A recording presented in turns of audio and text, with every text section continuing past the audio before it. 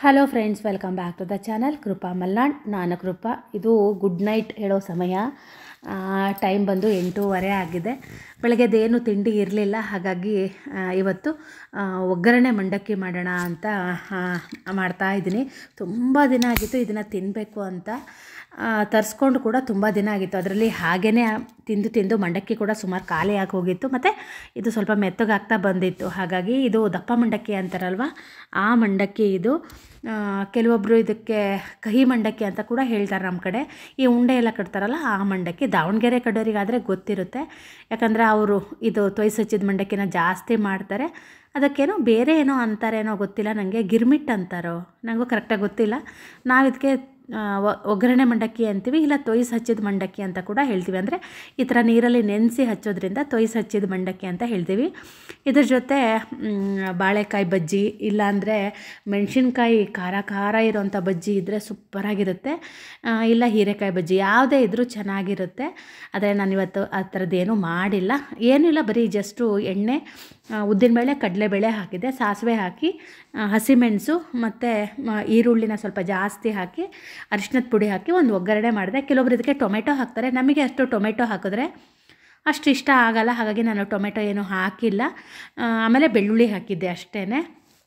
ಅದಾದ ನಂತರ ಮಂಡಕ್ಕಿನ ನೆನೆಸ್ಬಿಟ್ಟು ಅದರ ನೀರನ್ನು ಪೂರ್ತಿ ಹಿಂಡಿಬಿಟ್ಟು ಆ ಒಗ್ಗರಣೆಗೆ ಹಾಕಿ ಚೆನ್ನಾಗಿ ಈ ಥರ ಕಲಸೋದು.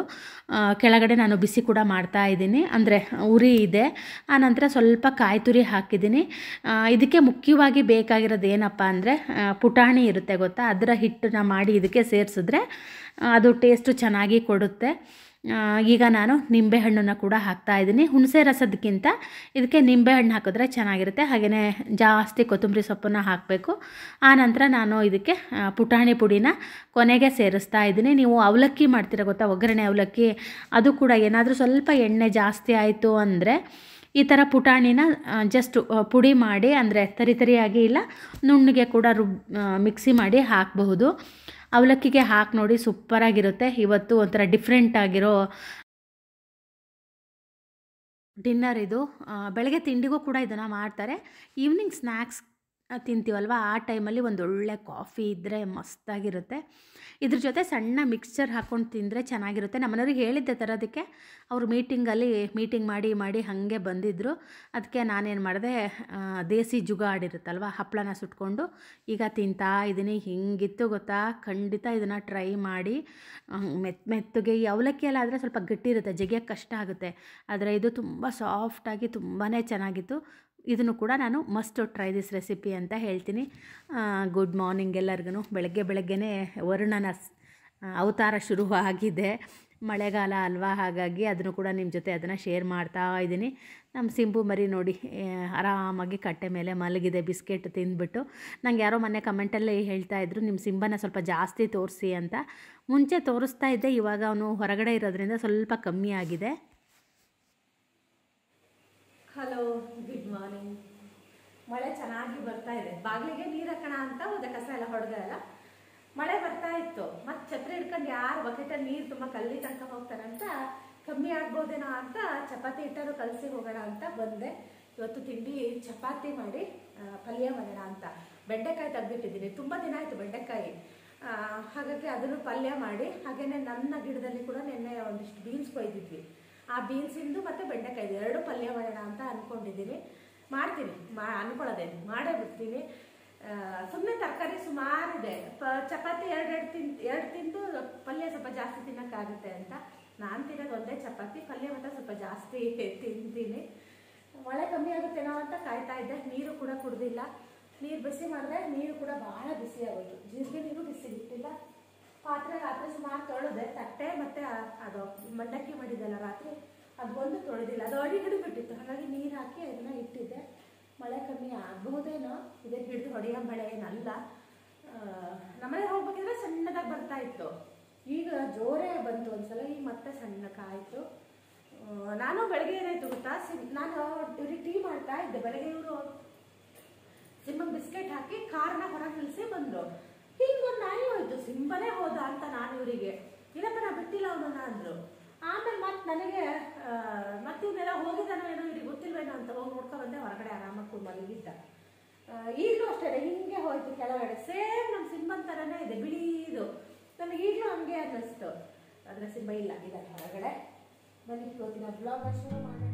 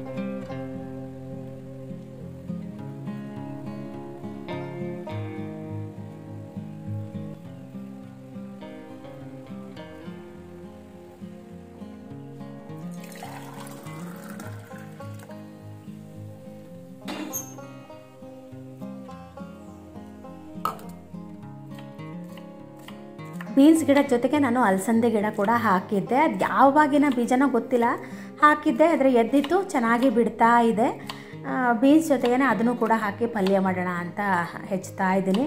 ಬೀನ್ಸ್ ಫ್ರೆಶ್ ಇತ್ತಲ್ವ, ಅದು ಅವಾಗ ಕೊಯ್ದು ಅವಾಗ ಮಾಡಿದ್ರೇ ಚೆನ್ನಾಗಿರುತ್ತೆ. ಅದಕ್ಕೆ ನೆನ್ನೆ ಸಂಜೆನೇ ಕೊಯ್ದು ಇಟ್ಕೊಂಡಿದ್ದೆ. ಬೆಳಗ್ಗೆ ನಮ್ಮನೆಯವ್ರಿಗೆ ಅರ್ಜೆಂಟಾಗಿ ಊರಿಗೆ ಹೋಗಬೇಕಾಗಿತ್ತು. ಹಾಗಾಗಿ ಸಂಜೆ ಅವ್ರ ಮೀಟಿಂಗ್ ಹೋಗೋದಕ್ಕಿಂತ ಮುಂಚೆನೇ ಅವ್ರ ಹತ್ರ ಕೊಯ್ಸಿ ಇಟ್ಕೊಂಡಿದ್ದೆ. ಇವಾಗ ಹೆಚ್ಚುತ್ತಾ ಇದ್ದೀನಿ. ಮತ್ತು ಬೆಂಡೆಕಾಯಿ ಹಾಳಾಗುತ್ತಲ್ವ, ಹಾಗಾಗಿ ಎರಡೂ ಒಗ್ಗರಣೆ ಪಲ್ಯ ಮಾಡೋಣ ಅಂತ ಮಾಡ್ತಾಯಿದ್ದೀನಿ.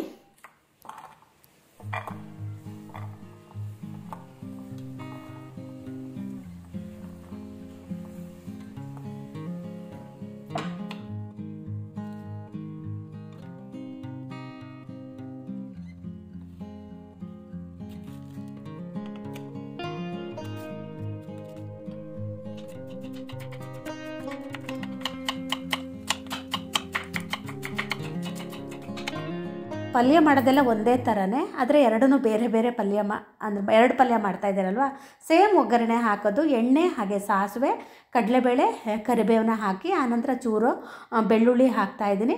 ಕಡಲೆಬೇಳೆ ಎಲ್ಲ ಸ್ವಲ್ಪ ಚೆನ್ನಾಗಿ ಬೆಂದ ನಂತರ ನಾನು ಅದಕ್ಕೆ ಈರುಳ್ಳಿ ಮತ್ತು ಹಸಿಮೆಣಸನ್ನ ಮಿಕ್ಸ್ ಮಾಡಿ ಚೂರು ಅರಿಶಿಣದ ಪುಡಿ ಹಾಕ್ತೀನಿ ಅಷ್ಟೇ, ಮತ್ತು ಏನೂ ಇಲ್ಲ.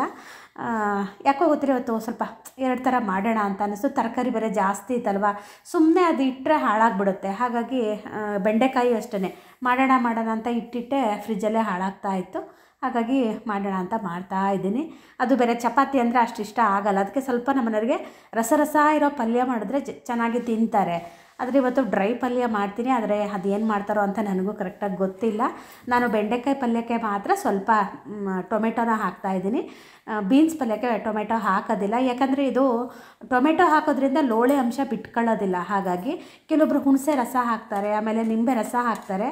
ಏನು ಬೇಡ, ಚೂರು ಟೊಮೆಟೊ ಹಾಕಿ, ಇಲ್ಲಾಂದರೆ ಸ್ವಲ್ಪ ಉಪ್ಪು ಹಾಕಿ ಹುರಿದು ಬಿಟ್ಟರೆ ಸಾಕು, ತುಂಬ ಚೆನ್ನಾಗಿ ಆಗುತ್ತೆ, ಲೋಳೆ ಬಿಡೋದೇ ಇಲ್ಲ.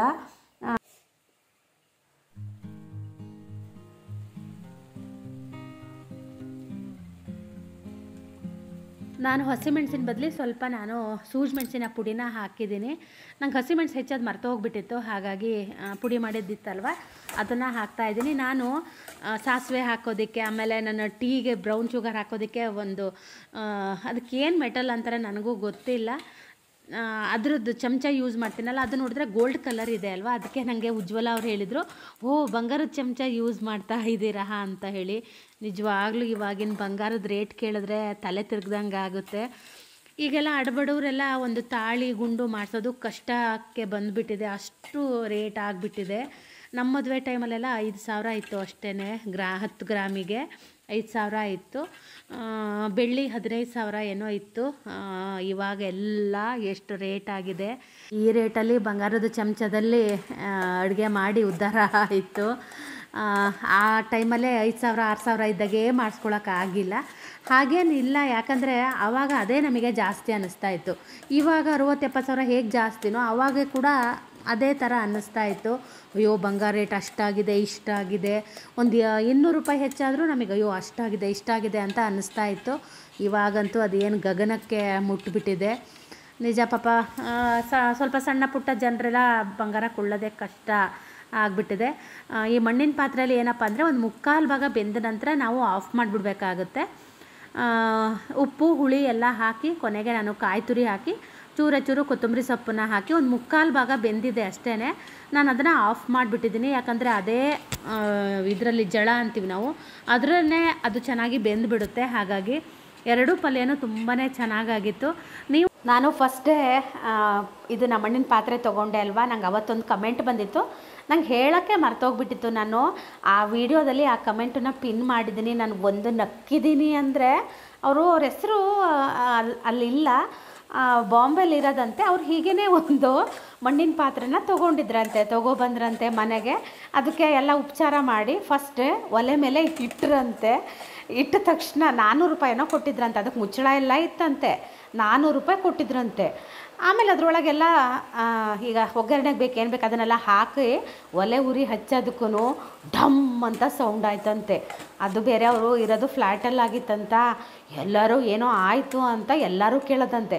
ಅವ್ರ ಮಗ ಬೇರೆ ಸಣ್ಣವನಿದ್ದಂತೆ, ಅವನು ಅಮ್ಮ ಪಟಾಕಿ ಹೊಡೆದ್ಲು ಅಂತ ಹೇಳ್ಬಿಟ್ನಂತೆ. ಪಾಪ ಅವರಿಗೆ ಇರೋದು ಮರ್ಯಾದೆ ಹೋಗ್ಬಿಡ್ತು ಅಂತ ಹಾಕಿದ್ರು.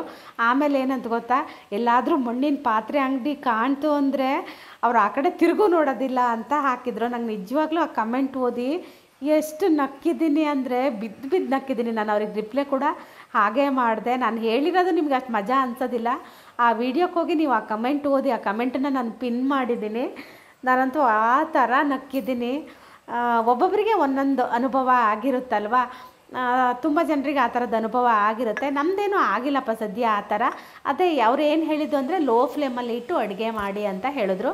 ಮಳೆ ಬರ್ತಾ ಇತ್ತಲ್ವ, ನಾನು ಅಲ್ಲಿ ಕುತ್ಕೊಂಡು ಹೊರಗಡೆ ನೋಡ್ತಾ ಇದ್ದೆ, ಮೋಡ ಚಲಿಸ್ತಾ ಇತ್ತು. ಆದರೆ ನನಗೆ ಕ್ಯಾಮ್ರಾದಲ್ಲಿ ಅಷ್ಟು ಜಸ್ಟಿಸ್ ಮಾಡುತ್ತೋ ಇಲ್ವೋ ಅನ್ನೋದು ಗೊತ್ತಿಲ್ಲ. ಆದರೆ ನಂಗೆ ಮಾತ್ರ ನೋಡೋಕ್ಕೆ ಒಂಥರ ಖುಷಿ ಅಂತ ಅನ್ನಿಸ್ತಾ ಇತ್ತು. ಹಾಗೆ ನಾನು ಚೂರು ರೆಕಾರ್ಡ್ ಕೂಡ ಮಾಡಿದೆ, ಆದರೆ ನಿಮ್ಗೆ ಅದು ಗೊತ್ತಾಗುತ್ತೋ ಇಲ್ವೋ ಅನ್ನೋದು ನನಗೂ ಗೊತ್ತಿಲ್ಲ.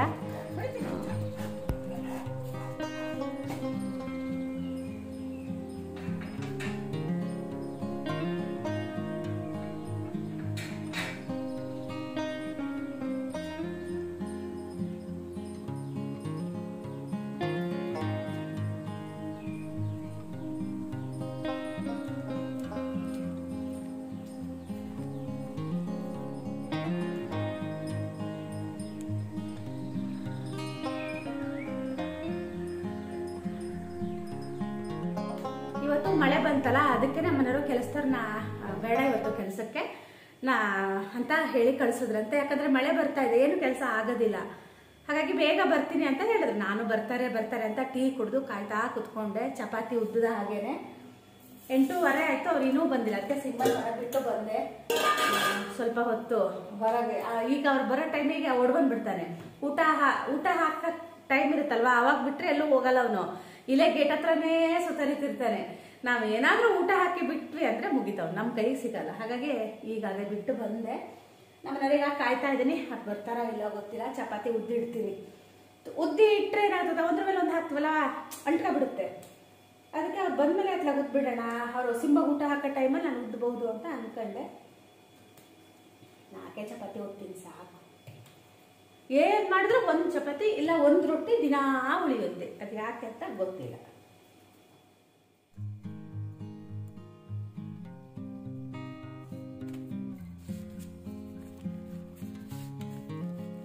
ಇವತ್ತು ನಿಮಗೆ ಲೇಯರ್ ಚಪಾತಿ ಮಾಡೋದನ್ನು ತೋರಿಸ್ತೀನಿ. ಎಷ್ಟು ಚೆನ್ನಾಗಿ ಆಗುತ್ತೆ ಗೊತ್ತಾ. ನೀವು ಮಕ್ಕಳಿಗೆ ಲಂಚ್ ಬಾಕ್ಸಿಗೆ ಏನಾದರೂ ಕಟ್ತೀನಿ ಅನ್ನೋದಿದ್ದರೆ ಈ ಥರ ಲೇಯರ್ ಚಪಾತಿನ ಮಾಡಿ ಕೊಡಿ. ಈ ಥರ ರೌಂಡ್ಗೆ ಫಸ್ಟು ಉದ್ಕೊಬೇಕು. ಹಿಟ್ಟನ್ನು ಜಾಸ್ತಿ ಹಚ್ಚಬಾರ್ದು ಚಪಾತಿಗೆ.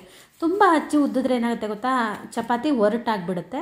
ಮತ್ತು ತುಂಬ ಗಟ್ಟಿನೂ ಕಲಿಸ್ಬಾರ್ದು. ಸ್ವಲ್ಪ ಮೆತ್ತಗಿದ್ರೆ ಚಪಾತಿ ತುಂಬ ಸಾಫ್ಟಾಗಿ ಬರುತ್ತೆ. ಈ ಥರ ನಾನು ಸ್ವಲ್ಪ ದೊಡ್ಡಕ್ಕೇ ಉದ್ಕೊಂಡಿದ್ದೀನಿ. ಒಂದು ಚಾಕುದಲ್ಲಿ ಅದನ್ನು ನಾವು ಸ್ವಲ್ಪ ಕಟ್ ಮಾಡಬೇಕು. ನಾನು ಒಂಚೂರು ತುಪ್ಪ ಹಾಕಿದ್ದೀನಿ. ತುಪ್ಪದ ಬದಲು ನೀವು ಎಣ್ಣೆ ಬೇಕಾದ್ರೆ ಹಾಕ್ಬೋದು. ಮಕ್ಕಳಿಗಾದರೆ ಸ್ವಲ್ಪ ಬೆಣ್ಣೆ ಹಾಕಿ, ಆವಾಗ ಲಂಚ್ ಬಾಕ್ಸಿಗೆ ಕಟ್ಟೋದಕ್ಕೆ ತುಂಬ ಸಾಫ್ಟಾಗಿರುತ್ತೆ. ಈ ಥರ ಮಧ್ಯ ಒಂದು ಸ್ವಲ್ಪ ಕಟ್ ಮಾಡಿಕೊಂಡು ಈ ಥರ ಮಡಚಬೇಕು ಅದನ್ನು ಟ್ರಯಾಂಗಲ್ ಶೇಪಲ್ಲಿ. ಆವಾಗ ನಿಮಗೆ 4 ಲೇಯರ್ ಬರುತ್ತೆ ಉದ್ದಿದಾಗ. ತುಂಬ ಚೆನ್ನಾಗಿರುತ್ತೆ. ನಾನು ಶ್ರೇಯುಗೆ ಆವಾಗ ಸ್ಕೂಲಿಗೆ ಒಯ್ತಿದ್ದಲ್ಲ, ಆವಾಗ ಈ ಥರ ಎಲ್ಲ ಮಾಡಿ ಕೊಡ್ತಾಯಿದ್ದೆ. ಇವಾಗ ಏನೂ ಇಲ್ಲ, ಹಾಗೇನೆ ಹಿಟ್ಟು ಹಚ್ಚನ ರೌಂಡ್ ಉದ್ದನ ಚಪಾತಿ ಬೇಯಿಸೋಣ ಮಾಡ್ತಾಯಿದ್ದೀನಿ. ಇವತ್ತು ಯಾಕೋ ಗೊತ್ತಿಲ್ಲ, ನಮ್ಮನೆಯವರು ಮತ್ತು ಅದು ಪಲ್ಯ ಬೇರೆ ಅವರಿಗೆ ಒಂಥರ ಡ್ರೈ ಇದ್ದರೆ ಅಷ್ಟು ತಿನ್ನೋಕ್ಕೆ ಇಷ್ಟ ಆಗೋದಿಲ್ಲ. ಸ್ವಲ್ಪ ರಸ ಇರಬೇಕಾಗುತ್ತೆ. ಇವತ್ತು ಏನಾದ್ರು ಕ್ಯಾತೆ ತೆಗಿತಾರೇನೋ ಅಂತ ಹೇಳಿ ಸ್ವಲ್ಪ ಅವ್ರಿಗೆ ಇಷ್ಟ ಆಗೋ ಥರ ಇವತ್ತು ಚಪಾತಿನ ಮಾಡ್ತಾಯಿದ್ದೀನಿ. ಅವರಿಗೂ ಈ ಥರ ಲೇಯರ್ ಥರ ಬಂದರೆ ಚಪಾತಿ ಇಷ್ಟ ಆಗುತ್ತೆ. ಖಂಡಿತ ಟ್ರೈ ಮಾಡಿ ಇದನ್ನು. ಹೆಂಗಾಗಿತ್ತು ಅಂತ ನನಗೆ ಕಮೆಂಟಲ್ಲಿ ಹೇಳೋದನ್ನು ಮರಿಬೇಡಿ. ತುಂಬ ಚೆನ್ನಾಗಾಗುತ್ತೆ ಈ ಚಪಾತಿನ. ಒಂದು 3-4 ಥರ ಚಪಾತಿನ ಉದ್ದುತ್ತೀನಿ ನಾನು. ಅದರಲ್ಲಿ ಇದು ಕೂಡ ಒಂದು. ನನಗೆ ತುಂಬ ಕಮೆಂಟ್ ಬರೋದೇನೆಂದರೆ, ನೀವು ಅಡುಗೆ ಎಲ್ಲ ಇಷ್ಟೆಲ್ಲ ಮಾಡ್ತಿರಲ್ವ, ನಿಮಗೆ ಬೇಜಾರಾಗೋದಿಲ್ವಾ ಅಡುಗೆ ಮಾಡೋದಕ್ಕೆ ಅಂತ. ಒಂದು ಹೇಳ, ಎಲ್ಲದಕ್ಕೂ ಮನಸ್ಸೇ ಕಾರಣ. ನೀವು ಖುಷಿಯಾಗಿರೋದಕ್ಕೂ ಮನಸ್ಸೇ ಕಾರಣ, ಬೇಜಾರು ಮಾಡ್ಕೊಳ್ಳೋದಕ್ಕೂ ಮನಸ್ಸೇ ಕಾರಣ. ನಾವು ನಮ್ಮ ಮನಸ್ಸನ್ನ ಹೇಗೆ ಇಟ್ಕೊತೀವಿ ಅನ್ನೋದು. ನಾನೀಗ ನನ್ನ ವ್ಲಾಗಲ್ಲಿ ನಿಮಗೆ ಬರೀ ನಂಗೆ ಬೇಜಾರಾಯಿತು, ಅದಾಯಿತು, ಇದಾಯಿತು ಅಂತ ಬರೀ ಅದೇ ಥರ ತೋರಿಸಿದ್ರೆ ನಿಮಗೂ ಕೂಡ ಹಾಗೆ ಅನಿಸುತ್ತೆ ನೋಡಿ ಬೇಕಿದ್ರೆ. ನಾನು ಅದಕ್ಕೆ ಆ ಥರದ್ದು ಯಾರ್ದು ವೀಡಿಯೋಗಳು ಆ ಥರ ಎಲ್ಲ ನಾನು ನೋಡೋದೇ ಇಲ್ಲ. ನಂಗೆ ಸ್ವಲ್ಪ ಮೋಟಿವೇಶನ್ ಮಾಡೋಂಥ ವೀಡಿಯೋಗಳನ್ನ ನಾನು ಜಾಸ್ತಿ ನೋಡ್ತೀನಿ. ಆಮೇಲೆ ನಾನು ಏನಾದರೂ ಹೊಸದಾಗಿ ನನ್ನ ವ್ಲಾಗಿಗೆ ಅಳವಡಿಸ್ಕೊಳ್ಳೋ ಥರ ಯಾವುದಾದ್ರೂ ಇದ್ದರೆ ಅದನ್ನು ಕೂಡ ನಾನು ಮಾಡ್ತೀನಿ. ಕೆಲವೊಂದನ್ನು ನಾನು ಕೂಡ ಒಂದು ಬುಕ್ಕಲ್ಲಿ ಬರೆದಿಟ್ಕೊತೀನಿ. ಅಂದರೆ ನನಗೆ ಮನಸ್ಸಿಗೆ ಹತ್ತಿರವಾಗಿರೋದು ಕೆಲವೊಂದು ಲೈನ್ಗಳು ಅದೆಲ್ಲ ಇರುತ್ತೆ ಗೊತ್ತಾ, ಅದನ್ನೆಲ್ಲ ನಾನು ಕೂಡ ಬರೆದಿಟ್ಕೊಂಡು ನಾನು ನನ್ನದೇ ಆಗಿರೋ ರೀತಿಲಿ ಅದನ್ನು ನಾನು ವೀಡಿಯೋದಲ್ಲಿ ಪ್ರೆಸೆಂಟ್ ಮಾಡ್ತೀನಿ. ಎಲ್ಲದಕ್ಕೂ ಮುಖ್ಯ ಕಾರಣ ಏನು ಗೊತ್ತಾ, ನಾವು ಖುಷಿಯಾಗಿರೋದಕ್ಕೆ, ದುಃಖವಾಗಿರೋದಕ್ಕೆ ಮನಸ್ಸೇ ಕಾರಣ. ನೀವೆಲ್ಲ ಒಪ್ಕೊತೀರಾ ಅಂತ ನಾನು ಅಂದ್ಕೊತೀನಿ. ಫಸ್ಟು ನಾವು ಖುಷಿಯಾಗಿ ಇರಬೇಕು. ಆವಾಗ ನಮ್ಮ ಸುತ್ತಮುತ್ತ ಇರೋರು ಕೂಡ ಖುಷಿಯಾಗಿ ಇರ್ತಾರೆ. ನಾವು ಖುಷಿಯಾಗಿದ್ದರೆ ಎಷ್ಟಾದರೂ ಕೆಲಸನ ಮಾಡ್ಬೋದು.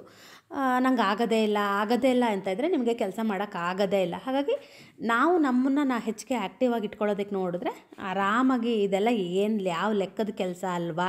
ನನಗೆ ನಿಜವಾಗ್ಲೂ ಹೇಳ್ತೀನಿ, ಇವಾಗ ನಂಗೆ ಕೆಲಸನೇ ಇಲ್ಲ. ಮಕ್ಕಳಿಬ್ಬರು ಇಲ್ದಿರೋದಕ್ಕೆ ನನ್ನ ಕೆಲಸನೇ ಇಲ್ಲ. ಆವಾಗ ಎಷ್ಟು ಕೆಲಸ ಇರ್ತಿತ್ತು, ಎಷ್ಟು ಬ್ಯುಸಿ ಇರ್ತಿದ್ದೆ ಗೊತ್ತಾ. ನನಗೆ 9 ಗಂಟೆ ಒಳಗೆ ತಿಂಡಿ ಮಾಡಬೇಕು, ಶ್ರೇಯದು ಸ್ನಾನ, ಅವ್ನು ರೆಡಿ ಮಾಡಿ ಅವನನ್ನು ಒಯ್ದು ಸ್ಕೂಲಿಗೆ ಬಿಡಬೇಕು, ಆಮೇಲೆ ಬಂದು ಅಡುಗೆ ಮಾಡಬೇಕು, ಆನಂತರ ಮತ್ತೇನು ಸಂಜೆ 4 ಗಂಟೆಗೆ ಹೋಗಿ ಕರಿಬೇಕು, ಆಮೇಲೆ ಟ್ಯೂಷನಿಗೆ ಬಿಡಬೇಕು, ಮತ್ತೆ ಟ್ಯೂಷನಿಂದ ಕರಿಬೇಕು. ಇಷ್ಟು ಬ್ಯುಸಿ ಇದ್ದೆ. ಆ ಬ್ಯುಸಿ ಲೈಫನ್ನ ನಾನು ನಿಜವಾಗ್ಲೂ ಆವಾಗ ಎಂಜಾಯ್ ಮಾಡ್ತಾಯಿದ್ದೆ. ಇವಾಗ ನಂಗೆ ನಿಜ ಹೇಳ್ತೀನಿ, ತುಂಬ ಬೇಜಾರು ಥರ ಅನಿಸುತ್ತೆ. ನೀವು ಮನಸ್ಸು ಮಾಡಿದ್ರೆ ಆ ಕೆಲಸ ಮಾಡೋಕ್ಕಾಗಲ್ಲ, ಈ ಕೆಲಸ ಮಾಡೋಕ್ಕಾಗಲ್ಲ, ಅದೆಲ್ಲ ಸುಳ್ಳೆ. ನೀವು ಮಾಡಿ ನೋಡಿ ಇದೆಲ್ಲದೂ ನಂಗೆ ಮಾಡೋಕ್ಕಾಗುತ್ತೆ ಅಂತ ಅಂದ್ಕೊಂಡು ಮಾಡೋಕ್ಕೆ ಶುರು ಮಾಡಿ. ಆವಾಗ ನಾನಿವತ್ತು 2 ಪಲ್ಯ ಮಾಡಿದ್ದೀನಲ್ವ, ನೀವು ಆವಾಗ 4 ಪಲ್ಯನ ಮಾಡ್ತೀರಾ. ನಾನು ಆವಾಗ ಶ್ರೇಯು ಎಲ್ಲ ಇರಬೇಕಿದ್ರೆ ಯಾವಾಗಲೂ 2 ತಿಂಡಿ ಮಾಡ್ತಾಯಿದ್ದೆ. ಏನಾದರೂ ರೈಸ್ ಐಟಮ್ ಮಾಡಿದಾಗ ನಮ್ಮ ಮನೆಯವ್ರಿಗೆ ಬೇರೆ, ಅವನಿಗೆ ಬೇರೆ ಮಾಡ್ತಾಯಿದ್ದೆ. ಅದೇ ನಾನು ಈಗ ಅನಿಸುತ್ತೆ ನನಗೆ, ಆ ಪಲಾವು, ವಾಂಗಿಬಾತ್ ಅದೆಲ್ಲ ಮರ್ತೋದಂಗೆ ಆಗಿಬಿಟ್ಟಿದೆ ಅಂತ ಹೇಳಿ ನಮ್ಮ ಮನೆಯವ್ರ ಹತ್ರ ಅದೇ ಅಂತ ಇದ್ದೆ. ಮಧ್ಯಾಹ್ನ ಯಾವಾಗಾದರೂ ಊಟಕ್ಕೆ ಕೂಡ ಆ ಥರ ಮಾಡ್ಕೊಳ್ಳೋಣ ಅಂತ ಹೇಳ್ತಾ ಇದ್ದೆ. ನಮ್ಮ ಮನೆಯವ್ರಿಗೂ ಅಷ್ಟು ರೈಸ್ ಐಟಮ್ ಇಷ್ಟ ಆಗೋದಿಲ್ಲ, ನನಗೂ ಅಷ್ಟು ಇಷ್ಟ ಆಗಲ್ಲ. ನಾವು ವಾಂಗಿಬಾತ್ ಎಲ್ಲರೂ ಸಂಜೆ ಮಾಡ್ತಾಯಿದ್ವಿ. ಇವಾಗಂತೂ ಮಕ್ಕಳಿಲ್ಲದೆ ಹೋಗಿದ್ದಕ್ಕೆ ಸಂಜೆ ಅಡುಗೆ ಮನೆಯೇ ಮರ್ತೋಗಿದೆ ನನಗೆ. ಅಷ್ಟೊತ್ತಿಗೆ ನಮ್ಮ ಮನೆಯವರು ಕೂಡ ಬಂದರು. ನಾನು ಚಪಾತಿ ಬೇಯಿಸೋದಕ್ಕೂ ಅವರು ಕೂಡ ಬಂದರು. ಅವ್ರಿಗೂ ಈಗ ತಿಂಡಿ ಹಾಕ್ಕೊಂಡು ಅವ್ರು ತಿಂಡಿ ತಿಂತಾ ಇದ್ದಾರೆ. ನನಗೇನು ಗೊತ್ತಾ, ಮಾಡಿ ಇಟ್ಟು ತಿಂಡಿ ಕೊಡೋಕ್ಕೆ ಇಷ್ಟ ಆಗೋದಿಲ್ಲ. ಅವ್ರು ಬರಬೇಕು, ಬಿಸಿ ರೊಟ್ಟಿ ಎಲ್ಲದೂ ಅಷ್ಟೇ. ನನಗೆ ಬಿಸಿ ಇದನ್ನೇ ಸರ್ವ್ ಮಾಡಬೇಕು, ಅದು ಇಷ್ಟ ಆಗುತ್ತೆ ನನಗೆ. ಈ ಥರ ಒಗ್ಗರಣೆ ಪಲ್ಯ ಮಾಡಿದಾಗ ಒಂಚೂರು ಮೊಸರು ಇದ್ದರೆ ಇಷ್ಟ ಆಗುತ್ತೆ. ನಮ್ಮ ಮನೆಯವ್ರಿಗೂ ಹೇಳಿದೆ ಮೊಸರು ಹಾಕ್ಕೊಳ್ಳಿ ಅಂತ. ಅವ್ರಿಗೆ ಬೆಂಡೆಕಾಯಿ ಪಲ್ಯ ತುಂಬ ಇಷ್ಟ ಆಯಿತು, ತುಂಬ ಚೆನ್ನಾಗಿದೆ ಅಂತೇಳಿ ಅವ್ರು ಬೆಂಡೆಕಾಯಿ ಪಲ್ಯನೇ ತಿಂದರು. ನೋಡಿ ಚಪಾತಿ ಯಾವ ಥರ ಲೇಯರಾಗಿ ಬರುತ್ತೆ ಅಂತ. ನೀವು ಈ ಥರ ಒಗ್ಗರಣೆ ಪಲ್ಯನ ಅಕ್ಕಿ ರೊಟ್ಟಿ ಮತ್ತು ಜೋಳದ ರೊಟ್ಟಿಗೆ ಅದಕ್ಕೂ ಕೂಡ ಮಾಡಿ, ತುಂಬ ಚೆನ್ನಾಗಿರುತ್ತೆ. ನಾನು ಅದಕ್ಕೆ ಮರೆತುಬಿಟ್ಟೆ ಹೇಳೋದು ನಿಮಗೆ. ಸ್ವಲ್ಪ ಎಣ್ಣೆ ಜಾಸ್ತಿ ಆಗಿತ್ತು, ಹಾಗಾಗಿ ಚೂರು ಪುಟಾಣಿನ ನಾನು ಪುಡಿ ಮಾಡಿ ಹಾಕಿದೆ. ಮಳೆ ಅಂದರೆ ದೋ ಅಂತ ಇವತ್ತು ಬರ್ತಾ ಇತ್ತು. ಮಳೆಗಾಲ ಒಂಥರ ಚಂದ, ಆದರೆ ಇವಾಗ ಮಳೆ ಬೇಡ, ತೋಟಕ್ಕೆಲ್ಲ ಇನ್ನೂ ಏನದು ಕೊಳೆ ಬರೋ ಟೈಮು. ನೋಡಿ ಪಲ್ಯ ಆದಷ್ಟು ಖಾಲಿಯಾಗಿದೆ. ಬೀನ್ಸ್ ಪಲ್ಯ ನಾನೇ ತಿಂದು ಖಾಲಿ ಮಾಡಿದೆ. ಇದಕ್ಕೆ ಇರಿಕೆ ಅಂತ ಹೇಳ್ತಾರೆ. ಈ ಥರದ್ದು ಇರಿಕೆ ಮುಂಚೆ ಹುಲ್ಲಿಂದೆಲ್ಲ ಸಿಗ್ತಾಯಿತ್ತು. ನನ್ನ ಹತ್ರ ಈ ಥರದ್ದು ಸ್ಟೀಲಿಂದಿದೆ. ನಾನು ಅದ್ರ ಮೇಲೇ ಏನದು ಮಣ್ಣಿನ ಪಾತ್ರೆನ ಇಡ್ತಾಯಿದ್ದೀನಿ. ಡೈರೆಕ್ಟಾಗಿ ನೆಲಕ್ಕೆ ಇಡಬಾರ್ದು ಅನ್ನೋ ದೃಷ್ಟಿಯಿಂದ. ಹಾಗೆಯೇ ಅದರಲ್ಲಿ ಕೂಡ 1.5 ಅಷ್ಟು ಚಪಾತಿ ಉಳಿದಿತ್ತು. ಅದು ಸಣ್ಣದು ಸಿಂಬನಿಗೆ. ಇದು 1 ಚಪಾತಿ ನಮ್ಮದು. ನಮ್ಮನೆಯವರು ಊಟ ಹಾಕಿದ್ದೆ ಅಲ್ಲ, ಹಾಗಾಗಿ ಚಪಾತಿ ಹಾಕೋದು ಬೇಡ, ಮಧ್ಯಾಹ್ನ ಹಾಕೋಣ ಅಂತ ಹೇಳಿದ್ರು. 1 ಚಪಾತಿ ಉಳಿದಿತ್ತಲ್ವ, ಮಧ್ಯಾಹ್ನ ಅದನ್ನು ತಿಂದು ಖಾಲಿ ಮಾಡೋಣ ಅಂತ ನಮ್ಮನೆಯವರು ಕಾಫಿನ ಮಾಡ್ತಾ ಇದ್ದಾರೆ. ಹೊರಗಡೆ ಚೆನ್ನಾಗಿ ಮಳೆ ಬರ್ತಾ ಇದೆಯಲ್ಲ, ಅವರಿಗೆ ಯಾಕೋ ಕಾಫಿ ಕುಡಿಬೇಕು ಅಂತ ಅನ್ನಿಸ್ತಂತೆ. ನಾವೀಗ ಬೆಳಗ್ಗೆ ಕಾಫಿ ಕುಡಿಯೋದು ತುಂಬ ಕಮ್ಮಿ ಮಾಡಿಬಿಟ್ಟಿದ್ದೀವಿ. ಸಂಜೆ ಕುಡಿಯೋಕ್ಕೆ ಶುರು ಮಾಡಿಬಿಟ್ಟಿದ್ದೀವಿ. ದಿನ ನಾನು ಎಡಿಟಿಂಗ್ ಮಾಡ್ಕೊತಾ ಇರ್ತೀನಿ, ಅವ್ರು ಅಷ್ಟೊತ್ತಿಗೆ ಕಾಫಿ ಮಾಡ್ಕೊಂಡು ತೊಗೊಬರ್ತಾರೆ. ಬೆಳಗ್ಗೆ ಕಮ್ಮಿ ಆಗಿದೆ, ಈಗ ಸಂಜೆ ಸ್ವಲ್ಪ ಜಾಸ್ತಿ ಆಗಿದೆ. ನಾನು ಹಾಗೆ ಪಾತ್ರೆ ಕೂಡ ತೊಳ್ಕೊತಾ ಇದ್ದೆ. ಪಾತ್ರೆ ಸುಮಾರಿತ್ತು. ಈಗ ಪಾತ್ರೆ ತೊಳೆದ್ಬಿಟ್ಟು ನೆಲನ ಒರೆಸ್ಬೇಕು. ನಾನು ನೆಲ ಒರೆಸೋದಕ್ಕೆ ದಿನ ಏನು ಕೆಳಗಡೆ ಮಿಷನ್ ಹಾಕೋದಿಲ್ಲ, ಆದರೆ ಮೇಲ್ಗಡೆ ದಿನ ಮಿಷನ್ ಹಾಕ್ತೀನಿ. ಅಂದರೆ ದಿನ ಬಿಟ್ಟು ದಿನಕ್ಕೆ ಈ ಥರ ಆಲ್ಟರ್ನೇಟಿವ್ ಡೇಸಲ್ಲಿ ಮೇಲ್ಗಡೆ ಮಾತ್ರ ರೋಬೋ ಮಾಪ್ನ ಹಾಕ್ತೀನಿ. ಕೆಳಗಡೆ ಈಗ ನಾನೇ ಒರೆಸ್ಕೊತಾ ಇದ್ದೀನಿ. ಯಾರೂ ಇಲ್ಲಲ್ಲ, ಓಡಾಟನೇ ಯಾರದು ಇರೋದಿಲ್ಲ. ಹಾಗಾಗಿ ಕಸ ಅಂತೂ ಹೊಡಿದೆ ನಾನು ಯಾವುದೋ ಕಾಲ ಆಗೋಯಿತು. ಒಂದೇ ಸಲ ಮಾಪ್ ಸ್ಟಿಕ್ಕಲ್ಲಿ ಬೆಳಗ್ಗೆನೂ ಒರೆಸ್ಕೊಂಡ್ಬಿಡ್ತೀನಿ ಕಸ ಹೊಡೆಯೋ ಇದರಲ್ಲಿ. ಸಂಜೆನೂ ಅಷ್ಟೇ ಒಂದೇ ಸಲ ಮಾಪ್ ಸ್ಟಿಕ್ಕಲ್ಲಿ ಹಾಗೆ ಒರೆಸ್ಕೊಂಡ್ಬಿಡ್ತೀನಿ. ಆ ಕಸ ಹೊಡಿಯೋಕ್ಕೆ ತುಂಬ ಟೈಮ್ ತೊಗೊಳುತ್ತೆ. ಆ ಮಾಪ್ ಸ್ಟಿಕ್ಕಲ್ಲಿ ಒರೆಸೋದಕ್ಕೆ ಟೈಮ್ ಕಮ್ಮಿ ತೊಗೊಳುತ್ತೆ. ಹಾಗಾಗಿ ನಾನು ಮಾಪ್ ಸ್ಟಿಕ್ಕಲ್ಲೇ ಒಂದು ಸಲ ಒರೆಸ್ಕೊತೀನಿ. ನಾನು ಕಸ ಹೊಡೆದಿದ್ದೀನಿ ಅಂದಾಗ ನೀವು ಅರ್ಥ ಮಾಡ್ಕೊಳ್ಳಿ, ನಾನು ಮಾಪ್ ಸ್ಟಿಕ್ಕಲ್ಲಿ ಒಂದು ಸಲ ಒರೆಸ್ಕೊಂಡಿದ್ದೀನಿ ಅಂತ ಹೇಳಿ. ಆ ಟೈಮಲ್ಲಿ ಹೇಳೋಕ್ಕೆ ಗೊತ್ತಾಗೋದೇ ಇಲ್ಲ. ಹಾಗಾಗಿ ಈಗ ಹೇಳ್ತಾ ಇದ್ದೀನಿ ನಿಮಗೆ. ಒಂದು ಸ್ವಲ್ಪ ಪಲ್ಯ ಉಳಿದಿದೆ, ಅದೇ ಮಧ್ಯಾಹ್ನಕ್ಕೆ ಏನು ಮಾಡೋದು ಅಂತ ಯೋಚನೆ ಮಾಡ್ತಾ ಇದ್ದೀನಿ. ಯಾಕೋ ಅನ್ನ ಸಾರು ನನಗೆ ಬೇಡ ಅಂತ ಅನ್ನಿಸ್ತಾ ಇದೆ. ಅದ್ರ ಬದಲು ಪುಳಿಯೋಗರೆ ಚಿತ್ರಾನ್ನ ಮಾತ್ರ ನಾನು ಮಾಡೋದಿಲ್ಲ. ಬೇರೆ ಏನಾದರೂ ಸ್ಪೆಷಲಾಗಿ ಮಾಡ್ಕೊಳ್ಳೋಣ ಅಂತ ಯೋಚನೆ ಮಾಡ್ತಾ ಇದ್ದೆ. 2 ತಲೆಯಲ್ಲಿ ಓಡ್ತಾಯಿತ್ತು. ಒಂದು ಗೀ ರೈಸ್ ಓಡ್ತಾಯಿತ್ತು, ಹಾಗೆಯೇ ಒಂದು ಬಿಸಿಬೇಳೆಭಾತು ಓಡ್ತಾಯಿತ್ತು. ಬಿಸಿಬೇಳೆಭಾತು ಪೌಡ್ರು ಇಲ್ಲ ಅಂತ ಅಂದರು ನಮ್ಮನೆಯವರು. ಈಗ ನೋಡಬೇಕು ಅದು ಎಲ್ಲಿದೆ ಅಂತ. ಅದು ಸಿಕ್ಕರೆ ಬಿಸಿಬೇಳೆಭಾತು, ಇಲ್ಲ ಅಂದರೆ ಗೀ ರೈಸ್ ಅಥವಾ ಬಿರಂಜಿ ಮಾಡಬೇಕು. ಅದೇ ಗೀ ರೈಸ್ ಮತ್ತು ಗೀ ರೈಸ್ ಮಾಡಿದ್ರೆ ಸಾಂಬಾರು ಕೂಡ ಮಾಡಬೇಕು. ಹಾಗಾಗಿ ನಾನು ಅದನ್ನೇ ಯೋಚನೆ ಮಾಡ್ತಾ ಇದ್ದೀನಿ. ಅದೇನಾದರೂ ಬಿಸಿಬೇಳೆಭಾತು ಪುಡಿ ಇಲ್ಲ ಅಂದರೆ ನಮ್ಮನೆಯವ್ರಿಗೆ ಒಂಚೂರು ತಂದು ಕೊಡ್ತೀರಾ ಅಂತ ಕೂಡ ಕೇಳ್ತೀನಿ. ಇದೆ, ಅವರಿಗೆ ಸಿಕ್ಕಿಲ್ಲ ಅಷ್ಟೇ. ನಮ್ಮನೆಯವ್ರಿಗೆ ಯಾವಾಗಲೂ ಅಷ್ಟೇ, ನಾನು ಯಾವ್ದಾದ್ರು ವಸ್ತು ಇದೆಯಾ ಅಂತ ನೋಡಿ ಅಂದರೆ ಅವರಿಗೆ ಅದು ಸಿಗೋದಿಲ್ಲ. ನಾನು ಹುಡುಕಿದ್ಮೇಲೆ ನನಗೆ ಸಿಗುತ್ತೆ.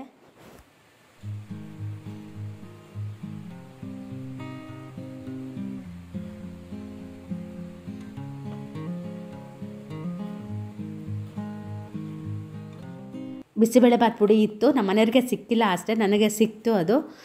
ಇವತ್ತು ಒಂದು ಹೊಸ ಥರ ಬಿಸಿಬೇಳೆಭಾತು ಮಾಡೋದನ್ನು ಹೇಳ್ಕೊಡ್ತೀನಿ ನಿಮಗೆ. ಏನಪ್ಪ ಅಂದರೆ ಬೀನ್ಸ್ ಜಾಸ್ತಿ ಇತ್ತಲ್ವ, ಹಾಗಾಗಿ ಬೀನ್ಸ್ ಬಿಸಿಬೇಳೆಭಾತು ಮಾಡ್ತಾಯಿದ್ದೀನಿ. ನೀವು ಯಾರಾದರೂ ಈ ಥರ ಬಿಸಿಬೇಳೆಭಾತು ಮಾಡಿದ್ದೀರಾ ಅಂತ ನನಗೆ ಕಮೆಂಟಲ್ಲಿ ತಿಳಿಸಿ. ಹಾಸ್ಟೆಲಲ್ಲಿ ಮಕ್ಕಳಿರ್ತಾರೆ ಗೊತ್ತಾ, ನೀವು ಅವ್ರನ್ನ ಕೇಳಿ ಏನಮ್ಮ ಇವತ್ತು ತಿಂಡಿ ಅಂತ ಕೇಳಿದ್ರೆ ನಿಂಬೆ ಹಣ್ಣು ಹಾಕಿ ಮಾಡಿದ್ರೆ ಅದು ಚಿತ್ರಾನ್ನ ಅಂತೆ, ಅದಕ್ಕೆ ಟೊಮೆಟೊ ಹಾಕಿದ್ರೆ ಟೊಮೆಟೊ ರೈಸ್ ಅಂತೆ, ಅದಕ್ಕೆ ಬದನೆಕಾಯಿ ಹಾಕಿದ್ರೆ ವಾಂಗಿ ಬಾತ್ ಅಂತೆ, ಬೀನ್ಸ್ ಹಾಕಿದ್ರೆ ಬೀನ್ಸ್ ರೈಸ್ ಅಂತೆ. ಇದೇ ಥರ ಎಲ್ಲ ಮಸಾಲ ಒಂದೇ ಥರ ಇರುತ್ತಂತೆ, ತರಕಾರಿ ಮಾತ್ರ ಬೇರೆ ಬೇರೆ ಇರುತ್ತೆ ಅಷ್ಟೇ. ನೀವು ಹಾಸ್ಟೆಲಿರೋ ಮಕ್ಕಳನ್ನ ಕೇಳಿ ಅವ್ರು ಹೇಳ್ತಾರೆ ಯಾವ್ಯಾವುದಕ್ಕೆ ಏನೇನು ಹೆಸರು ಇಡಬೇಕು ಅನ್ನೋದನ್ನು. ಈ ಕಪ್ಪಲ್ಲಿ 1 ಕಪ್ ಅಕ್ಕಿ ಹಾಕಿದ್ದೀನಿ, ಅರ್ಧ ಕಪ್ಪಷ್ಟು ಬೇಳೆನ ಹಾಕಿದ್ದೀನಿ. ಅದನ್ನ ಈಗ ಚೆನ್ನಾಗಿ ತೊಳ್ಕೊಂಡು ಇದೆರಡೇ ತರಕಾರಿ ಹಾಕಿ ಮಾಡೋಣ ಅಂತ ಮಾಡ್ತಾಯಿದ್ದೀನಿ. ಸ್ವಲ್ಪ ಬೀನ್ಸ್ ಜಾಸ್ತಿ ಹಾಕಿ ಮಾಡ್ತಾಯಿದ್ದೀನಿ. ಹಾಗೆಯೇ ಅದೆರಡನ್ನೂ ಒಟ್ಟಿಗೆ ಬೇಯಿಸ್ಕೊಂಡೆ. ನಂಗೆ ಒಬ್ಬರು ಕಮೆಂಟಲ್ಲಿ ಹೇಳಿದ್ರು ಎಲ್ಲದನ್ನೂ ಒಟ್ಟಿಗೆ ಬೇಯಿಸ್ಕೊಬೇಡಿ, ಎಲ್ಲ ಬೇರೆ ಬೇರೆ ಬೇಯಿಸ್ಕೊಳ್ಳಿ ಅಂತ. ನನಗೆ ಇದೊಂಥರ ಈಸಿ ಆಗುತ್ತೆ, ಹಾಗಾಗಿ ನಾನು ಯಾವಾಗಲೂ ಇದೇ ಥರ ಮಾಡೋದು. ಒಗ್ಗರಣೆಗೆ ನಾನು ಇಂಗು, ಹಾಗೆಯೇ ಸ್ವಲ್ಪ ಅಚ್ಕಾರದ ಪುಡಿ ಮತ್ತು ಬಿಸಿಬೇಳೆಭಾತು ಪುಡಿ, ಆಮೇಲೆ ಅರಿಶಿನದ ಪುಡಿ ಹಾಕಿದ್ದೀನಿ. ತುಪ್ಪ ಹಾಕಿ ಒಗ್ಗರಣೆ ಹಾಕಿದ್ದೀನಿ. ಚೂರು ಬೆಲ್ಲ ಹಾಕಿದ್ದೀನಿ, ಹಾಗೆ ಹುಣಸೆ ರಸ ಕೂಡ ಹಾಕಿದ್ದೀನಿ.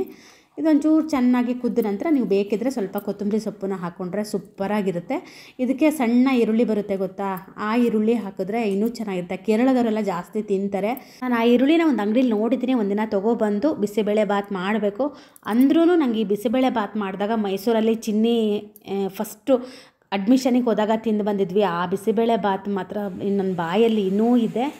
ಹಾಗೆಯೇ ಇವತ್ತಿನ ವ್ಲಾಗ್ನ ಕೂಡ ಇಲ್ಲಿಗೆ ಮುಗಿಸ್ತಾ ಇದ್ದೀನಿ. ನೆಕ್ಸ್ಟ್ ವ್ಲಾಗಲ್ಲಿ ಸಿಗ್ತೀನಿ.